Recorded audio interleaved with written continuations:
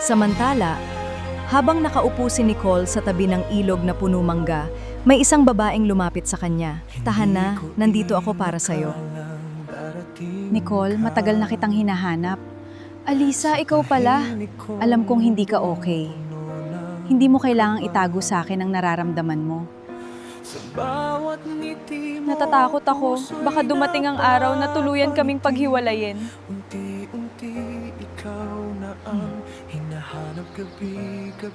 Hindi ka nag-iisa. Mula ngayon, tutulungan kitang maging matatag.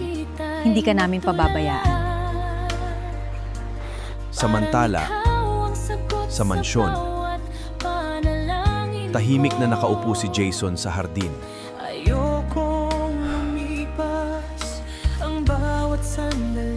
Hanggang kailan ka ganyan, bro?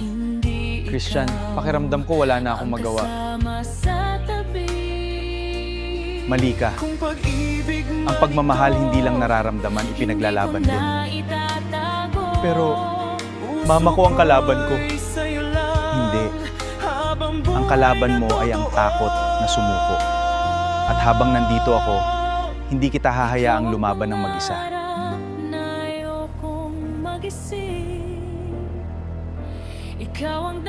Mukhang dumarami na ang tumutulong sa kanila.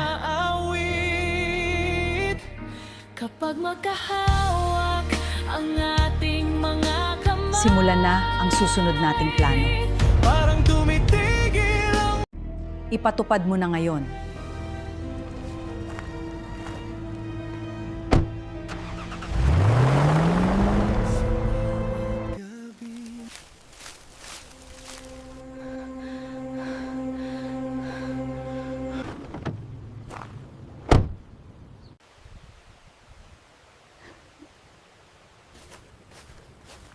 Gusto po kayong makausap ng mama ni Sir Jason.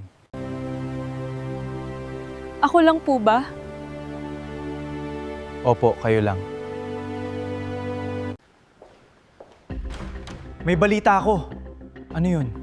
Pinapunta ng mama mo si Nicole sa mansyon. Mag-isa. Hindi. Hindi ko siya hahayaang humarap kay mama ng mag-isa.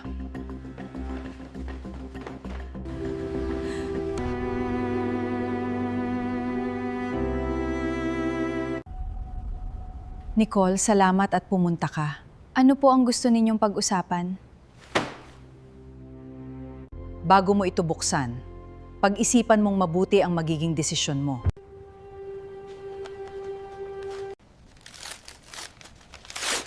Nicole! Ano ang laman ng sobre? At maaabutan ba ni Jason ang pinakamahalagang sandali sa buhay nila?